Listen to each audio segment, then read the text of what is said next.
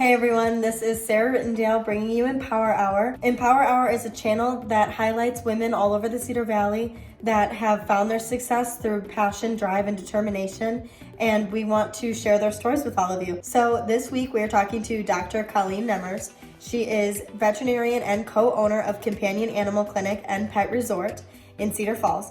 Dr. Colleen has been practicing for several years, but has just purchased her own veterinary clinic 5 years ago with her husband. And she is such an example of success because she is somebody who just embodies a strong woman. As you follow her around the clinic, and as you'll see in a few minutes, she is someone who is so kind to all of her clients and all of her staff. Like, she isn't trying to be better than anybody else. She isn't trying to be like a I told you so type of boss. She just is everybody's friend and just wants what's best for all of the animals and what's best for her family and what's best for her business. Dr. Colleen is somebody who isn't afraid to back down from a challenge, and I think that that's exactly why she is the co-owner of this business that she is today. So I hope you guys are excited to hear everything that she has to say because it is truly inspiring. So stay tuned, check this out. So I am a veterinarian, and then I own this practice with my husband. 4 days a week, I'm doctoring, so that means I'm seeing appointments. I'm doing surgery 1 day a week, so I'm in surgery all day. I am also managing staff. So I think usually my day comes in and I walk in and everyone's grabbing me right away and, hey, look at this, do this, someone needs this. So I'm not just being a veterinarian, but I'm putting out some fires too, like clients are calling with questions, clients need medication refills. I'm trying to hire people. That's what all that paperwork over there is right now. So it's 4 days of hustling. And there's a thing we test, it's called specific gravity. And it should be over, it's called 1030, and hers was 1010, so she's low. So either she's drinking and urinating a lot, or it's either from either her drinking more, or sometimes it's from the kidneys and they're just not able to concentrate the urine as well. So have you noticed her having increased thirst at all recently? But I think usually we have appointments like every half an hour, so we can give them like good quality appointments. So hopefully it's every half an hour, I have appointments, and it's anything from that cute little puppy to a sick animal, or someone found a new bump on their dog and they just want to consult it, or behavior consultation. I mean, it's like anything that's wrong with your pet will be brought to me. So I'm an ophthalmologist, I'm a cardiologist, I'm a surgeon. I have to basically kind of treat all different parts of animals. What's this? Oh boy, oh boy. All right, here, we're gonna put a few of those down. Well, we moved, first of all, from Denver, Colorado to Iowa. So I think in the last 5 years, I went through a lot of changes, like where I went from an associate to an owner. And so that has been like a major challenge, just trying to learn how to run a business as well as be a doctor. So if I could have my way, I would just practice all day and someone would manage it. But then at the same time, I don't get a say in how it's run. You have to pay people to do that. And so that's been just a big challenge over the last 5 years, is making sure I'm like running a successful and good business that people want to work at and people want to come to. We kind of hit a point where we were over just working for someone, and we actually approached, so Companion Animal Clinic, that name has been around for over 25 years. So this practice was owned by another veterinarian, and we literally just kind of called people in this area because we knew we wanted to move here because my husband's from here. And so we called, and the owner was actually like, actually, I am interested in selling my business. And so we just met, and he's like, I like you guys, let's do this. We just did that 5 years ago, and then he was gonna maybe stick on and practice a little bit, and then we both needed to work, so we're like, nope, we're just gonna buy it from you, and we're just gonna take it and go with it. So then 5 years comes around, and now we're doing this. So we're adding on services, growing, stuff like that. So it's just trying to like not do too much at once, but grow. I love how fast my day goes. So, I mean, literally, I will sometimes like, I didn't eat lunch today, but it's just like go, go, go, and then my day's over. Like I'm just constantly doing things. When it's slow, that's when I'm like, oh, this is boring, So I love being busy. I'm like on my feet all day. I'm in a room holding a dog, then I'm doing surgery, then I'm consulting Dr. Ritter, and then so there's just a lot of like quick, fast-paced kind of day, and that's who I am, so it's good for me. So that's what I love about just my pace at the job. Are we gonna remove this? Did you decide? Have you thought about it? How much is it to remove it, you know? I'll get you an estimate. Give you an estimate? Yeah, absolutely. I hate that I have to talk finances to clients instead of just talking medicine and what's the best thing. I have to talk money all day, every day. I have to talk about it, and then I know preemptively I should say this is how much it costs, because if I don't, then I think they're gonna be like, well, you didn't tell me how much it was gonna cost. So I hate talking finances, hate it. And it's just like the nature of the beast, because really no one has pet insurance. They do, they can, but majority of people don't. So they always wanna know what's it gonna cost, because it's always out of pocket. I am a good communicator. I'm very efficient. So I'm like quick, like trying to like multitask, I should say. So I feel like I can like do this and that and try not to drop while I'm juggling. I can get easily flustered because I take on too much. What else? I take criticism really well from people, but maybe not from my co-owner. And then maybe sometimes I'm too easy on people. It's hard for me to like, because I work with people, so they're my family, so it's hard to sometimes be a boss and be tough on them when I'm like, this needs to be done. So it's hard when you're with those people like all the time. You're with them more than your family. Whether it was a miscommunication on their part or my part, but I had one where I had to literally say, I am sorry you feel this way. That was not my intention. You know, I thought I told you this. And it's whenever you feel like you've let a client down with their animal, you know, and they say, I'm not happy about this. And so when that does happen, you're just kicking yourself, like, why didn't I make that extra phone call, or why didn't I tell them this possible side effect of this, you know, because it's rare, but why didn't I tell them? Because that's the time it comes back to get you. All right, you're looking good. So he had bladder surgery today. He's boarding with us, and he was not peeing well, and so one of our staff mentioned it to me. And then I did an x-ray, and we saw he had a bladder stone, and it was a pretty yucky bladder stone. So I took it out surgically because he's gonna be boarding with us for the next, like 10 days. And I was like, he can't stay that long with the bladder stone. I am the first person to say I'm sorry and admit wrong, like versus like backpedaling and saying, well, you know, that's a side effect. I'm sorry. You know, I'm sorry that you're in this situation. Acknowledge the problem. If there's any way I can help, I will do that. If I can help mitigate financial damages, I will do that, right? So any way I can help, if there's something that like maybe I had a hand in it, I will. You know, and sometimes you even just feel bad that they're in that situation and you didn't do anything wrong, but you're like, well, I will help you out, and maybe the recheck will be, you know, zero cost or something. So, but I'm the first person that like, I just know you have to kill them with kindness and you have to admit fault. Like, even if it's, I'm sorry, we didn't communicate appropriately, like maybe we didn't do something wrong, but just gotta admit fault. Being able to successfully manage my family and work balance, and like be able to like walk away from here and not talk work. So I'm not quite successful yet. So I haven't been able to walk away from it. I mean, right now I'm like eating, sleeping, and dreaming about work because we just moved into this new spot. So that's all I think about constantly. And it's hard to separate that stuff. You know, I'm like waking up from a dream and I'm like, oh, work. Then I'm on my phone and my kids are like, Mom, sorry, work, you know? And then I'm on call at home, work. So I think success is like being able to like say, I had a great day.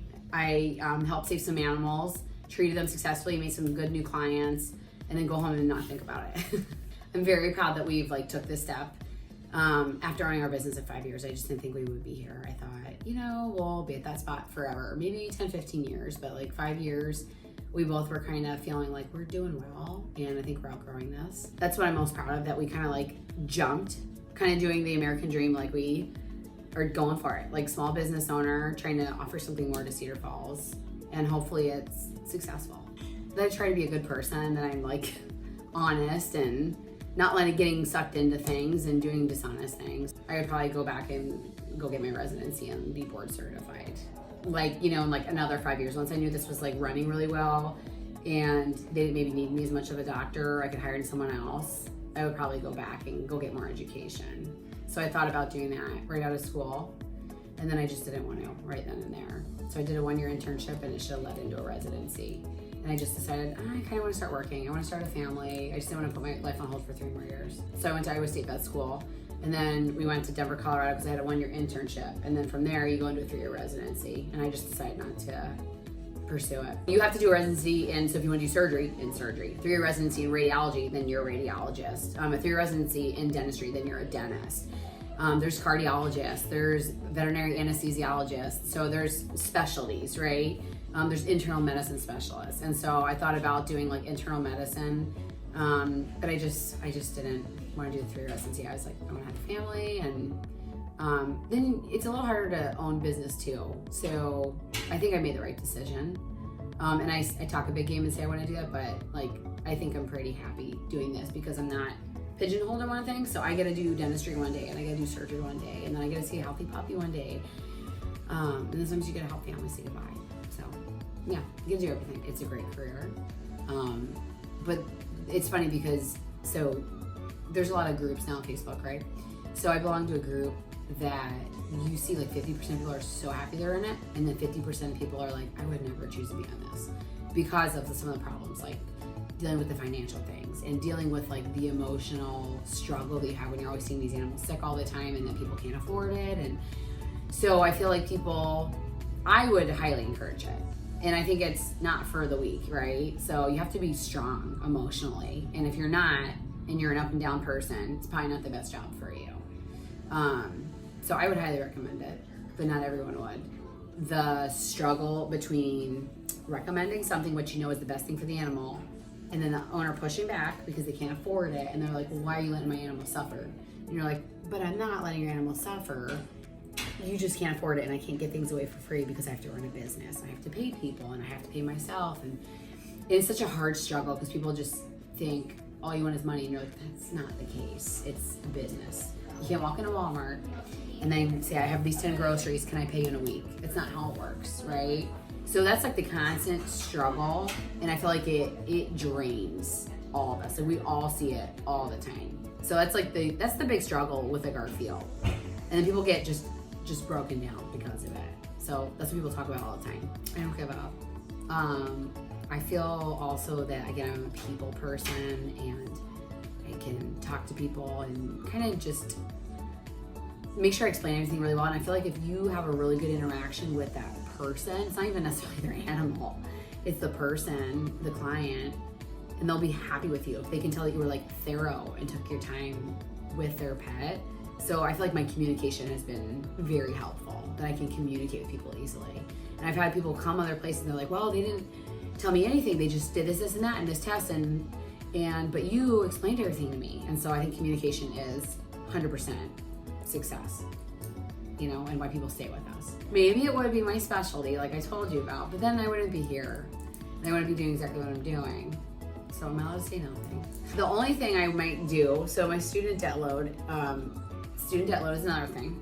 So your debt to income ratio is totally different than like an MD or a dentist. And so if I had went into the Army, which I thought about doing, they pay for a majority of your schooling. So that is maybe one thing I regret. It would have deviated me a different way, and then maybe I wouldn't have married my husband. He didn't really want to travel with me. He didn't want to like get sucked into that. And then I would have gotten sent overseas for a year, and I would have been in the Army for a while. And so I hesitated because I was like, I can't go right into practicing where I want for who I want. I was gonna be stuck under the Army's thumb, and I knew it was gonna be 4 years. So I was like, it's just kind of risky. But I actually got a scholarship with them where they said, we will pay for your school, sign the line. And I couldn't do it because I was like, this is too risky. I don't have control over what I wanna do. I think when you don't get a good history from an owner, and you go based off of like when I'm on my schedule and it says vomiting for blank, sometimes that is like completely inaccurate. It's like one phrase that the person says, but the whole picture is different. And so if you don't get a good, thorough history from someone, you can completely miss the diagnosis. I mean, it's so important. I can't even explain it. So I have a very specific one in my head where I'll never forget. It was like on a Saturday. It was so busy. And one of my staff went in and got a history, but didn't really get the impact of the history on like how serious it was to the owner. And then the cat ended up having something stuck in its intestines, and she had to go get emergency surgery. And if I had just heard a little more of the history that yes, it does eat some of these things, but it was just such a busy day. There was like 5 appointments going at once. And that's actually the story of my life. You know, you're trying to like balance these things. But it was one of those that if I just had gotten a little more history, I probably would have picked up on it quicker. And I probably would have been the one to do the surgery that day instead of it going another 24 hours, which it did get surgery, but I'm sure I ended up losing that client because she just didn't feel like I found the problem, right? So just have to get a really good history. Big jump like this to say, hey, I'm going to go to the bank and take out a major loan and decide to grow versus stay where we are. This is one of the hardest decisions we ever made. It's only been a month. It feels good. It feels right. People are very happy. People like it. And I know there's growing pains, and so you have to give to get a little bit. And so if the next couple months are a little hard, that's okay, because I feel like we made a good thing here. I mean, I've had to do surgery on my own dog, so that's always one of those fun things that you're like, are you kidding me? So that older dog that you saw back there, he's 12, and he's never had any problems with him. And at 9 years old, he decided to chew through his own dog bed, and he like wouldn't eat, and he kept vomiting. And then his stomach was full of like pillow fluff. So we're just for hours we're pulling pillow fluff out of his stomach. At 9 years old, I'm like, are you kidding me? I took out a hedgehog's eye not too long ago. So that's kind of cool because people don't get to see hedgehogs a lot. So a little hedgehog, they curl up in a ball and poked its eye, and its little eyeball proptos. And so I did surgery on it and took its eyeball out, and now it's got just one eye. There's not a lot of people who do that stuff. So I'll do stuff with pocket pets that people really won't do because I'm like, there's no other veterinarians that will do it, so I'm gonna try. So on like guinea pigs, I have like a really good client that has like 6 guinea pigs. So I've done like surgery on her guinea pigs, like where I've had to take out urinary stones, which is really rare. You know, people just don't do that. I never would have done it if I didn't live here. If I was in Denver, Colorado, I'd probably refer it to someone else. But I just get in this position where it's me or nobody else. Okay, good.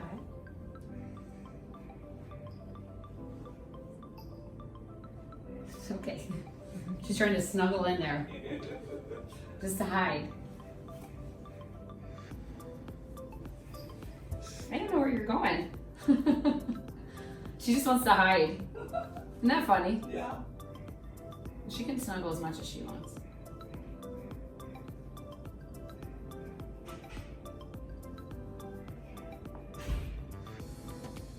Okay. She looks great today. Good. Looks real good. Good. Hey. Hey. All right, everyone, that is it for today's video. Dr. Colleen is somebody who exemplifies success because she just radiates confidence.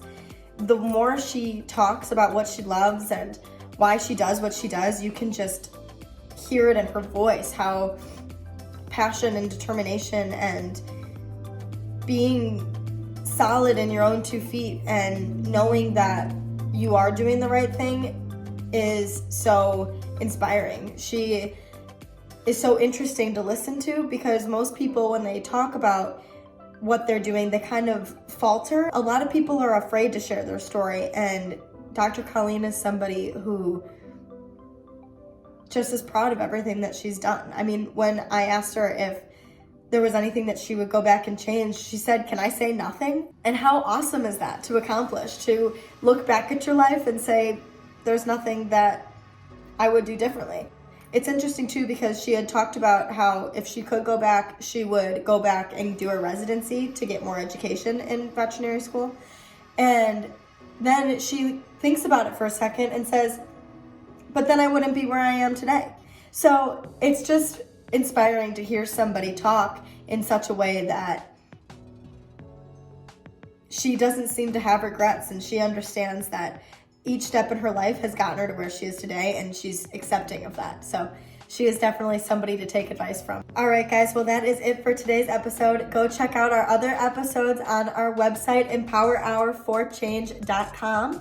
And then you can go ahead and give me a follow on Instagram. It is s.e.rit, and Twitter and Facebook are Sarah Rittendale. We will talk to you guys next week when we talk to Kayla Sterling. She is the business owner and founder of Inspire Boutique in Cedar Falls. So she will be super interesting interview. All right, that is it. Stay determined, ladies.